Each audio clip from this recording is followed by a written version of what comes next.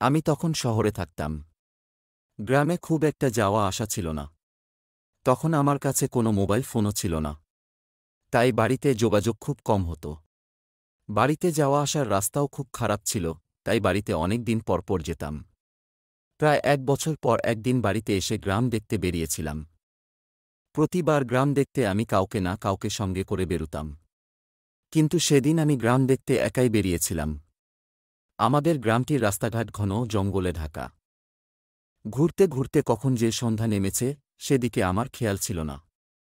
হঠাৎ কারো ডাক শুনে দাঁড়িয়ে গেলাম। আরে মীরা, তুমি এই ভর সন্ধ্যাবেলায় কোথায় যাচ্ছ? অনেকদিন পর দেখা, তাও আবার এমন জায়গায়। আমি ভাবতেও পারিনি। অনেক দিন তোমাদের কোনো খোঁজ খবর নিতে পারিনি। আরে ভাইয়া, কেমন আছো? কতদিন পরে দেখা হলো।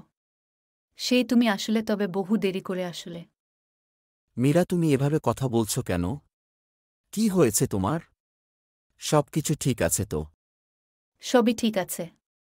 তুমি এখন যাও। ও ছিল আমার ছোট বোনের বান্ধবী। কিন্তু ওর সাথে কথা বলে আমার খুব অদ্ভুত লাগছিল। চারপাশে কেমন যেন আষ্টের গন্ধ লাগছিল। আমি দেরি না করে দ্রুত বাসায় চলে যাই এবং ছোট বোনকে সব খুলে বলি। আমি অনেকটা সন্দেহ নিয়ে এবং কিছুটা ভয়ে ভয়ে ছোট বোনকে বলতে থাকলাম। মীরার সাথে দেখা হওয়া এবং তার সাথে যা যা কথা হয়েছিল সবই ছোট বোনকে বললাম। ছোট বোন বলল, ভাইয়া, তুমি এটা কি বলছো? মীরা তো মাস 6 আগে মারা গেছে। ছোট বোনের মুখে যা শুনেছিলাম তা শোনার জন্য আমি প্রস্তুত ছিলাম না।